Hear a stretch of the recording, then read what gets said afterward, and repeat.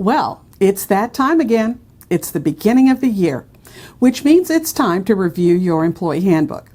I know. What joy!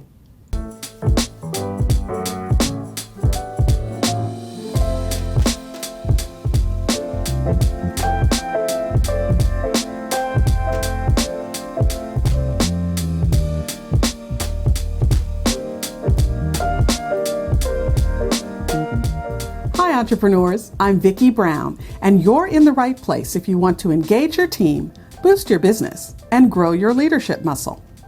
Okay, well, maybe not unabashed joy, but today I'm going to help you put together a list of all the things you need to keep in mind as you look to updating your handbook. There are really three main categories to cover: changes in employment laws, changes in your organization and how you want to run things, and of course, the elephant in the room, dealing with health and safety issues. So let's start with changes in employment laws. It's important that you look for updates at both the federal and state levels.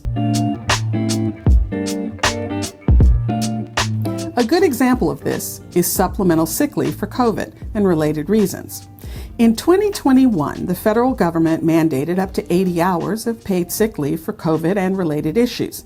Now, that supplemental sick leave expired in September of 2021. At the same time, California also had a supplemental sick leave requirement that also expired in September of 21.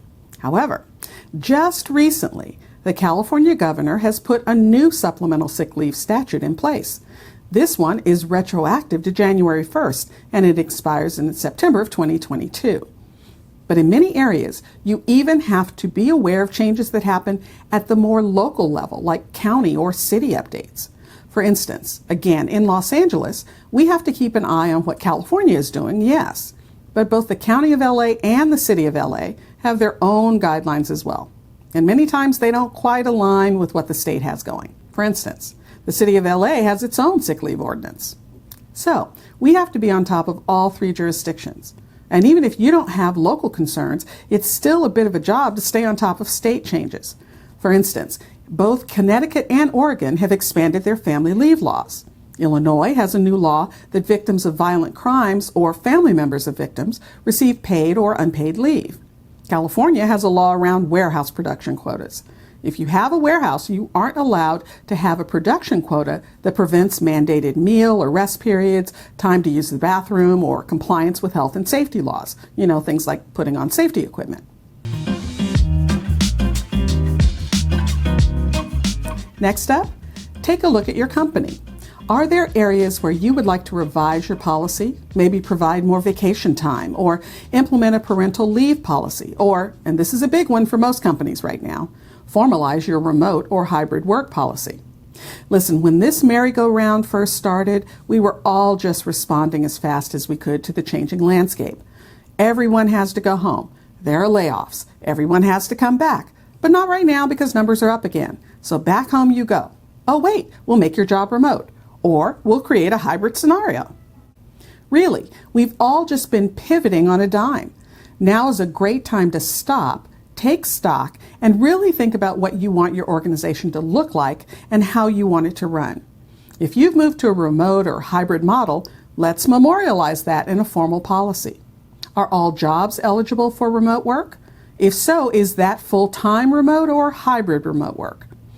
Now, maybe some jobs can be full-time remote and others can be hybrid, and yet others have to be on site. But which is which and why? I'll tell you, if you think the question will never come up, you are absolutely wrong.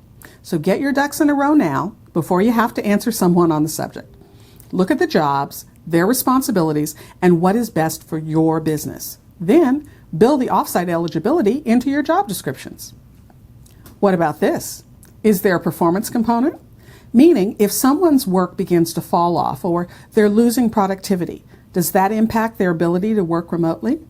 What about new hires? Are they eligible to work off-site from day one, or is there some on-site training period? Now, I realize most of these questions really apply to a hybrid model more than a fully remote model, but either way, you should at least think through the answers. And then, get it all written down in policy form. Now last, but certainly not least, safety management. Again, these days we are mostly focused on COVID, but think beyond the current situation. How can you give yourself the flexibility to respond to a health crisis? Well, first off, you may be required to have a written safety plan. In California, it's called an Injury and Illness Prevention Plan. It lays out your guidelines on dealing with emergencies and safety situations. In addition to that, many states require that you also have a COVID prevention plan, outlining how you're going to handle COVID in your workplace. But there are additional things to think about. What about vaccinations, masks, or testing policies? And don't forget the option of requesting a medical or religious accommodation.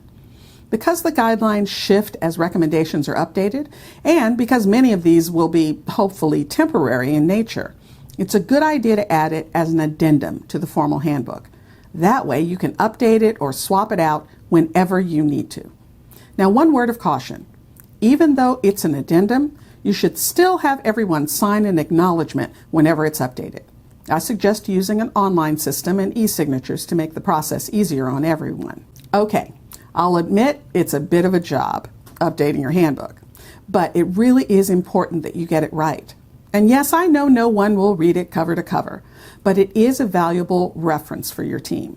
And I think your attorney will be happy to know that you have communicated your policies to everyone with their acknowledgement. So get an assist from your HR pro or employment attorney and get that shiny new handbook out there. If you found this information helpful, please subscribe and share. And if you're struggling with how to get your business off the ground and what comes next, check out the Leader's Journey Business Builder. I designed this completely free video series to help you with figuring out who your customer is and where to find her, how to sell without selling, how to package and deliver your service, and much more. Check it out by using the link leadersjourneyexperience.com. And remember, your inspired leadership is the secret sauce to having a high-performance team and a wildly successful business you'll love. I'll see you next time on Leader's Journey.